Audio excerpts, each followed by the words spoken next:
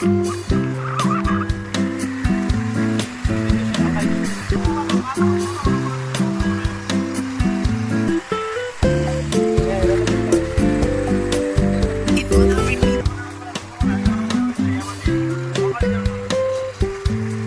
भन्ने गयो त यो आज हामी चाहिँ अटल सर्भर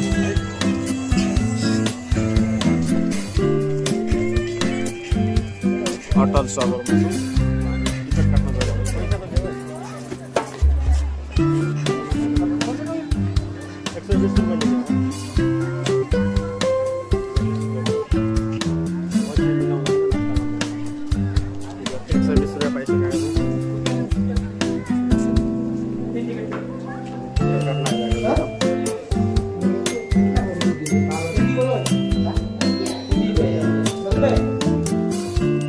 टिकट देखाउनु त टिकट हामीले काटिसकेका छौँ होइन उल्टो देखिएको छ यहाँ टिकट काटिसकेका छौँ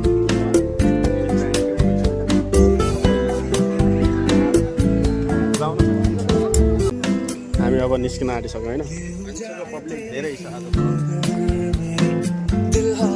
पुरै गाडी पार्किङ यहाँ हुनुहुन्छ हाम्रो गाडी चाहिँ उता गरेको छ पार्किङ अनि सबै त गरेको छ स्पिकर पनि बसिरहेको छ मस्तसम्म ल हाम्रो एन्ट्री हुँदैछ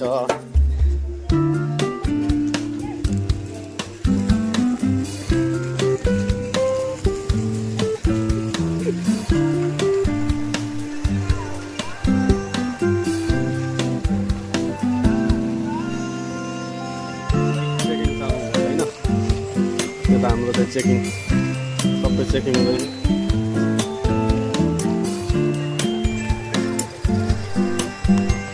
कोही बात नै चेकिङ पनि भइसक्यो हाम्रो अब चाहिँ हाम्रो एन्ट्री भइसकेको छ अगाडि होइन हामी केटाहरू चाहिँ सबै भ्यू हेर त स्पिकर त्यस्तै बजिरहेको छ यो सबै ब्याकग्राउन्ड अनि फेरि हाम्रो केटाहरू यता अनि यो चाहिँ पानी तलदेखि माथि खिच्ने माथि यतिसम्म खिच्सक्यो अनि यहाँ स्पिकर पनि बजिरहेछ ब्याकग्राउन्ड चाहिँ बबाल आइरहेको छैन अब हाम्रो भित्र एन्ट्री हुँदैछ अनि भित्र चाहिँ हामी देखाउनु गइरहेका छैन के देखाउँछौँ सबै हेर्नु होला भिडियो नछुटाएर अनि फेरि त्यही जन्नत लागिरहेछ नि जो केटाहरू आफ्नै धुनमा छन्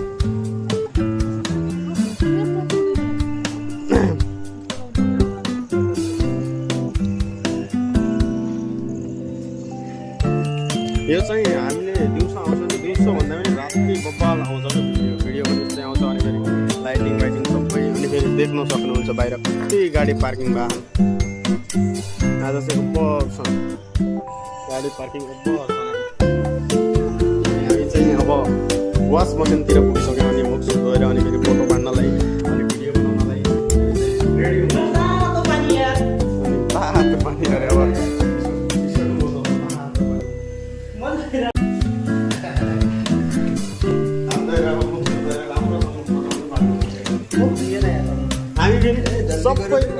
सबै मान्छे काला के फोटो गोरो आउँछ कि भनेर त्यो मान्छेले धोएर अहिले देख्नु त कति फरक भयो अघि नै कति काला थियो अघि नै देखाएको थिएँ मैले गोरा अनि यो मान्छे चाहिँ आफै अटोमेटिक गोरो छ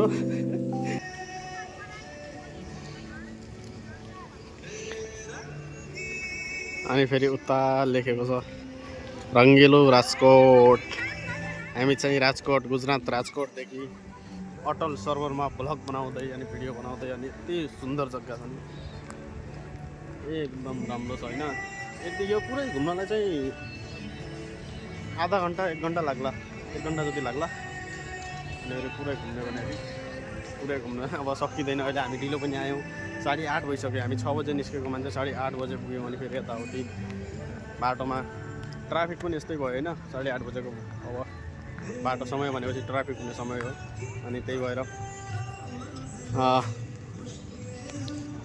वाउ पानीले जम्मा गरेको यता सबै यो चाहिँ सबै हेर त माथि भारतको शान भन्छ यसलाई भारतको सान भन्छ।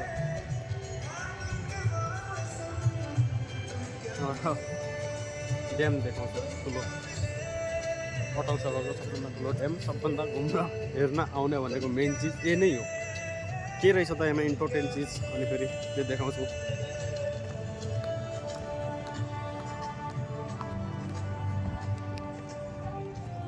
सबै कति ठुलो छ, यहाँ माथि चढ्न दिँदैन। फेरि यहाँ माथि चढेपछि ट्याक्कै माथिबाट सिटी हालिहाल्छ। यहाँ जो गार्डहरू बसे हुन्छ नि तिनीहरू। यही नै हो मेन सबभन्दा ठुलो हेर्नै पर्ने अटल सरोवरको ड्याम नै हेर्नै पर्ने यही नै हो। सर एकचोटि घुमाएर देखाइदिन्छु।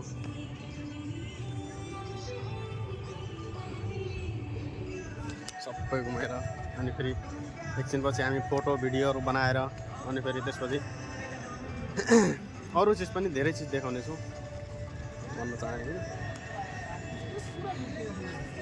ल डान्स गरिदिउ त। वाह डान्स राम्रो कसो डान्स गर्ने स्टेप गर्नलाई त सजिलो होला। त्यहाँ सबै पोतो लगाएको हुन्छ त यता, पोतो लगाएर यस्तरी हिँड्नलाई। वाह फेरि फेरि गर्नु त, फेरि गर न स्टेप भने। बुट बुट भन्छ गीत स्याट छ क्या त्यही भएर। अरे एकछिन गएर अगाडि हुनु नि त। अनि काउन्टरमा डान्सवाला गीत लगाएर डान्स गर्ने मन लाग्यो। अनि हामी चाहिँ गार्डनमा पुगिसक्यौँ। गार्डनमा म्युजिक हेर न, फेरि स्पिकर यता छैन, यो स्पिकर।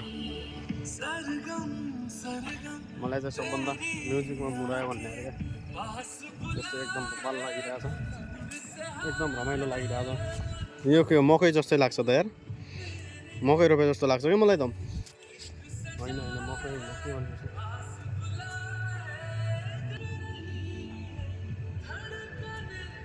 वाह एकदम रमाइलो लाग्यो होइन।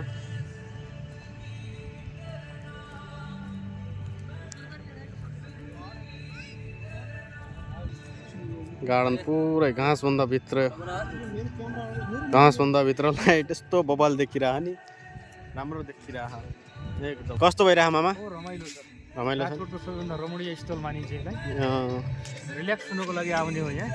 समय मिलाएर यो आधा घन्टा 1 घन्टा या 10-15 मिनटको लागि आउने होइन कि, पर्याप्त समय मिलाएर रातिको 12 बजे, राति बिहानैबाट राति मध्यराति 12 बजीसम्म खुल्ला हुन्छ यता।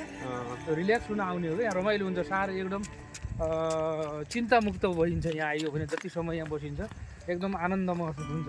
हजुरहरू जति हुनुहुन्छ, यदि राजकोटभित्र बस्नुहुन्छ भने, कि राजकोटभन्दा बाहिर पनि कोही बसोबास गर्नुहुन्छ भने यहाँ आएर अवश्य यसको सहयोग गर्नुहोस् भन्ने अनुरोध गर्दछु। अनुरोध गर्दा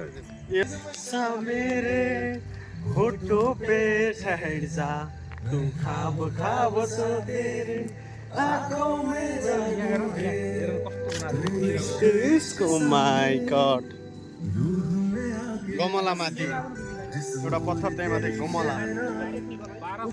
जति पनि मामाले सुझाव दियो नि, राजकोट भएका सबै हामी दाजुभाइ दिदीबहिनीहरू अटल सरोवर आउनु होला होइन। सबैको हामीले मात्रै होइन कि, राजकोटभित्र धेरै छन् यस्ता घुम्ने ठाउँहरू। छुट्टीको दिनमा, भ्याकेसन भएको दिनमा घुम्ने ठाउँहरू धेरै छ। सबैभन्दा बेटर बेस्ट छ यो घुम्नको लागि, एकदम राम्रो मानिन्छ यहाँ। आउनुहोस् तपाईँहरू पनि एकचोटि। राजकोट हुनुहुन्छ भने राजकोटभित्र बस्ने पनि आउनुहोस्, बाहिर कोही हुनुहुन्छ भने पनि यहाँ घुम्न। अटल सरोवर तपाईँको 2टा लोकेसनबाट आउन सकिन्छ है। एउटा रामापीर चोकडी भएर, एउटा तपाईँको रैया चोकडी भएर। 2टा लोकेसनबाट 5-7 किलोमिटरको दूरीमा पर्छ यो चोकबाटै, नजिकै पर्छ। त्यहाँबाट बाटो सहजै छ, सरल छ। आउनुहोस्, रमाइलो हुन्छ यहाँ। अँध्यारो अलिकति 6-7 बजेपछि आउँदा अझ उत्तम हुन्छ क्या, धेरै राम्रो मानिन्छ। 6-7 बजेपछि आउँदा अझ राम्रो मानिन्छ। रातिको समयमा राम्रो मानिन्छ, आउनुहोस्।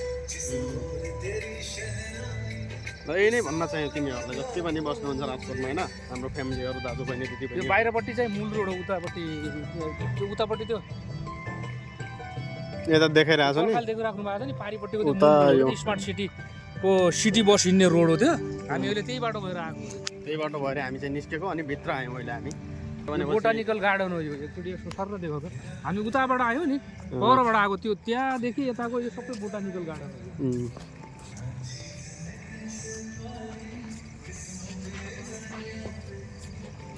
उता चाहिँ हाम्रो ड्याम छ, यसलाई के भन्छन् मामा? यो आर्टिफिसियल पोन्ड, हँ आर्टिफिसियल पोन्ड।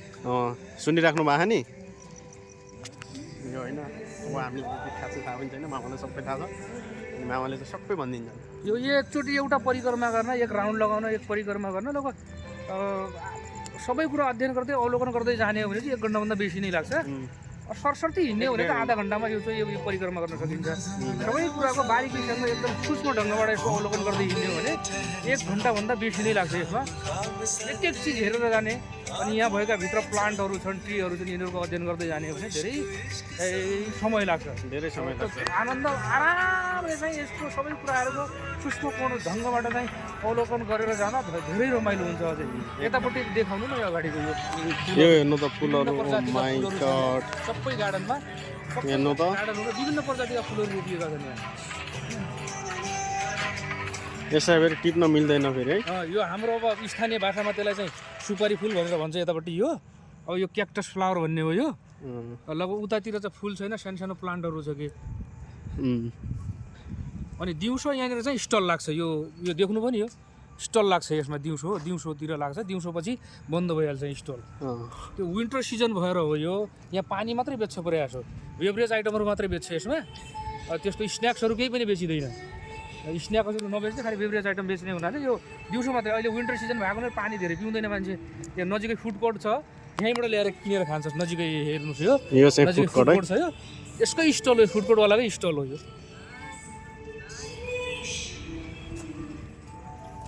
एक्लै आउनमा त त्यति आनन्द छैन। साथीहरूसँग आउनुहोस् या आफ्नो फ्यामिलीसँग आउनुहोस् होइन, आफ्नो कलिगसँग, साथीहरूसँग या फ्यामिलीसँग आउँदा कति नै रमाइलो हुन्छ। एक्लै आयो भने त त्यति आनन्द हुँदैन।